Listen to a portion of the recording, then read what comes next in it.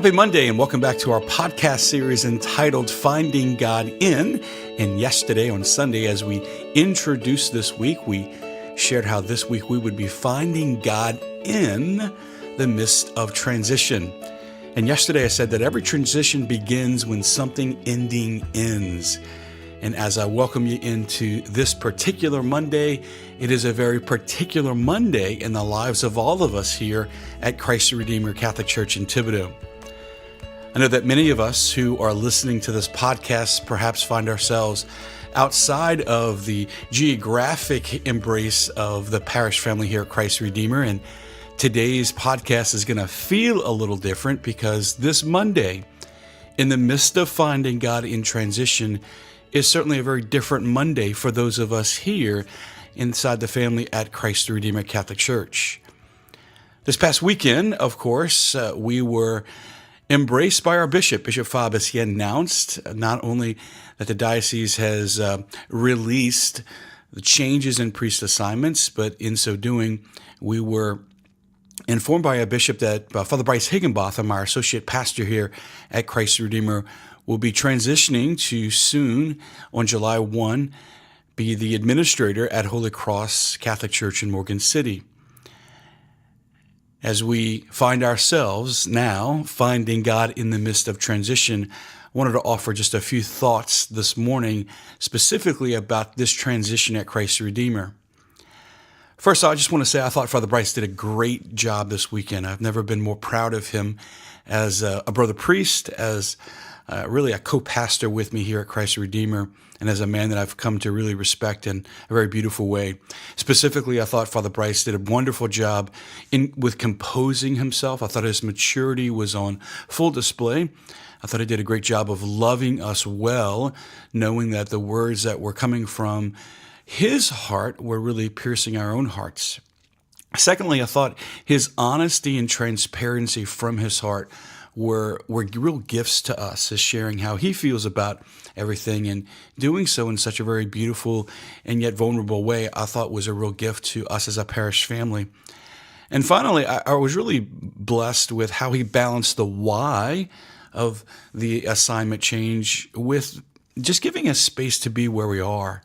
And so in the midst of all that, I was really just touched by Father Bryce and his holiness and the way that he shared his heart and the message with us this past weekend. And as a father, kind of reflecting upon everything, I just want to remind us as a parish family that every transition begins when something ending ends, right? That's what we talked about yesterday. And as something in our own lives is in transition, as something is ending for us here at Christ the Redeemer with Father Bryce's season and being with us, how we begin the new in this transition is very much dependent on how well we end the part of this transition. And so how can we end well? How can we love Father Bryce well? Well, first of all, I want to encourage us to pray for him. The most important thing that we can all be reminded of, as Father Bryce said so beautifully this past weekend, is that this is all an invitation from God. And as God is leading Father Bryce in his priesthood, as God is blessing Father Bryce in his priesthood, our prayer for him is that he would continue to do whatever it is that God asks him to do, just like all of us would only want to do what God asks us to do.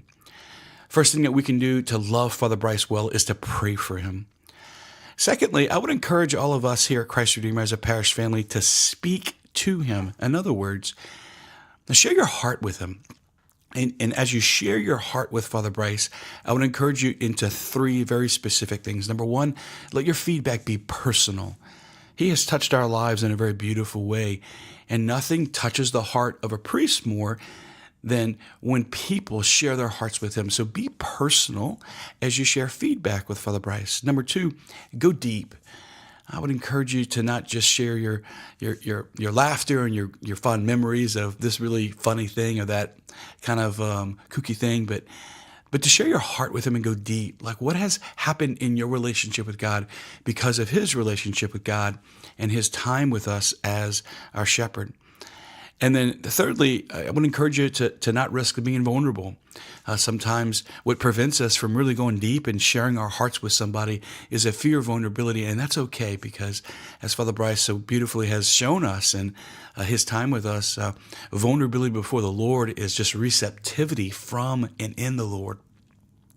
When we have the courage just to be transparent and to share all the beauty of our heart with another person, then it edifies the conversation. So I would encourage you to share your heart with Father Bryce. That's the best thing that we can do for him right now.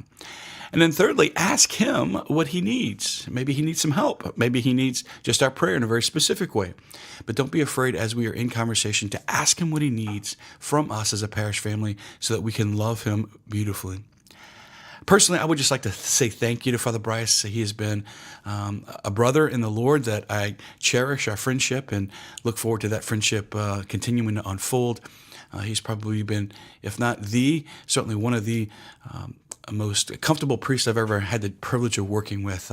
Our collaboration, our discernment together, I feel like our one-minded heart has been a real beautiful gift. And I just want to publicly thank him for his priesthood and for the way that he has impacted my life and loved all of us well here at Christ the Redeemer. As we are in this week, finding God in the midst of transition, I want to invite you to come back tomorrow. Let me give you an outline of where we're going to be going this week. Tomorrow, we're going to talk about in transition. If we're going to find God in the midst of transition, we want to steal Stephen Covey's words, right? The main thing is to keep the main thing the main thing.